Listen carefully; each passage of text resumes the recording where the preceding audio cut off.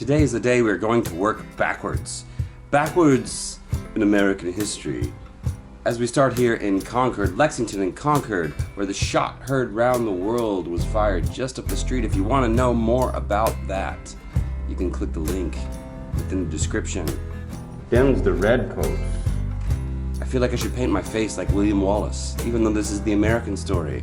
We all cry freedom. If you paid attention in social studies or American history, this is very important. We'll get into that later. This hotel is over 300 years old. Pretty cool. And you can see that we are here in Concord in the beautiful October weather, a little mist in the sky, and of course those lovely colors. As we travel here to Boston, FYI, parking, we went to a parking garage, just be aware. And right across the street is the USS Constitution. Old Ironsides, as they call the USS Constitution, is called as such because it survived many battles and the cannonballs would bounce off the sides. It is the oldest active ship in the US fleet. We're technically not in Boston, we're in Charleston right now, just across the Charles River. It's got the 13 stars on that one, I think. This is the 13 original colonies, the original flag of the United States, because there were only 13 states. The first real battle of the American Revolution took place on these hills, and those redcoats, those pesky redcoats, they ended up taking it, but not without suffering heavy casualty. Fun fact that I learned is that the Marquis de Lafayette, who was a major Revolutionary war hero from France, came back 50 years after the Revolution to lay the first cornerstone of this monument when he was an old guy, which is pretty cool. But you can climb to the top of this if you like. We're gonna not do that today, but it's about 400 and something steps to climb to the top of this bad boy right here. This is Taya, by the way. She is taking stills like these. The Freedom Trail starts at Boston Common and goes this way because it leads to the Revolution. Now we're starting with the Revolution and going backwards in time a little bit. But if you follow this little red brick road, which sounds like we're in Oz or something. So we're there. We started here and we went, and now we're gonna go this way.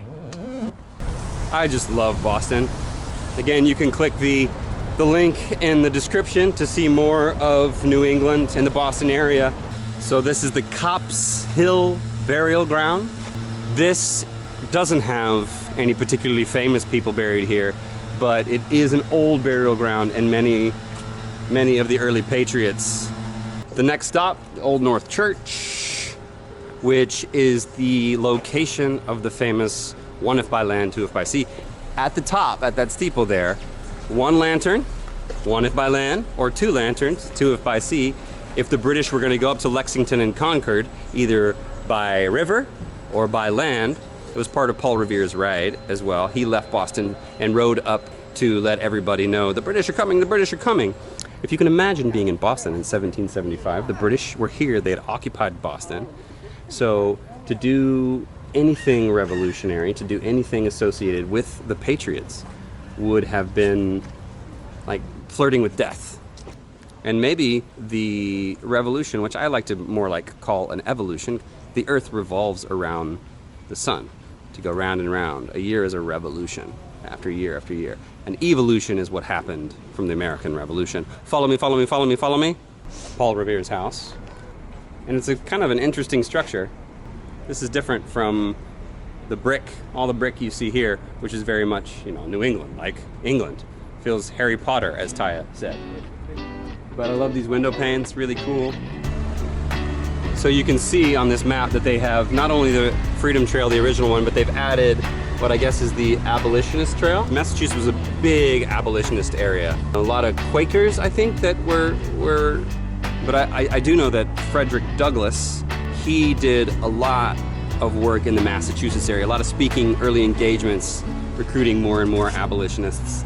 And that kind of leads into the next stop on our Freedom Trail backwards tour, Faneuil Hall. Faneuil, the guy it's named after, was a slave trader, and Faneuil Hall originally was partially built, as I understood it, with money from the slave trade. It's a place where Sam Adams and I guess probably John Hancock did some speeches, did some rallying of the would-be troops, the would-be revolutionaries. In that description link, we went to the Union Oyster House to have New England clam chowder, which is a famous dish from here. Not only is the Union Oyster House the oldest operating restaurant in the United States, it is also the oldest standing of all the brick buildings here in Boston. And since we're doing a few side notes here based upon food, across from Faneuil Hall is Quincy Market, where you can walk through and get some bites. Follow the red brick road. We have found ourselves at the old State House. Somewhere in the streets right here was the Boston Massacre with the redcoats, the British soldiers that were here, right here. And it got a little out of hand, guns went off, and some of the Sons of Liberty were killed, and it ended up being this huge court case. Enter John Adams, who was the second president of the United States. John Adams took the case of the redcoats, those who fired among the Sons of Liberty and killed the Bostonites who were living here. And John Adams actually got 6 of them acquitted. A couple of fun facts about the State House, the old State House. I think there's another State House.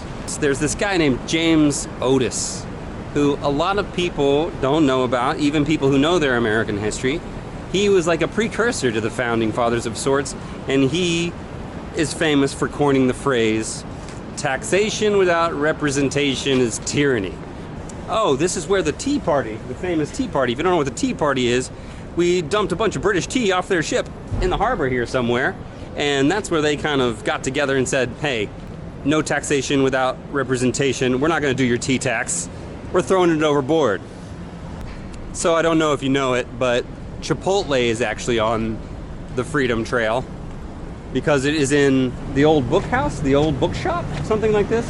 They printed things like Walden Pond, which was Henry David Thoreau, the first American naturalist, very, very, very, very, very famous founding father. Aki, Benny Franklin. Yeah, I had no idea that Benjamin Franklin was actually born in Boston. He went to school right here, where he was a dropout. This is the most famous of all of the burial grounds that we've come across. Franklin, that's not Benjamin Franklin, I don't think, but also good old Paul Revere, who we've talked about a lot today. That's the grave marker for Josiah Franklin, who was an author. I'm not even sure who that is. I found out that Josiah Franklin is the father of Benjamin Franklin. Didn't know that. John Hancock is buried here as well. And Paul Revere was a Huguenot, one of those Protestant refugees from France, because France, of course, was very Catholic. Taya feels the spirits of the dead. They're gonna think I'm crazy. To our right is the church, the famous old church that's still active, that was a big part of religious life. I kind of appreciate the Park Street Church. They have been heavily participating in social justice for a long time. What's right in front of us? A giant golden dome. And almost last, but not least, is the State House. And finally, really finally, Boston Common, the very first public park in America, the USA, for the USA. I think this was created in the 17th century, the 1600s, well before the Revolution. Here we are at the beginning / the end of the Freedom Trail, as I sit on the monument built at the center of the Boston Common to the men who died in the Civil War, keeping the Union intact and preserving the Constitution, as it says above me. The moral of this story is progress keeps happening. Evolution keeps happening. It's a living thing.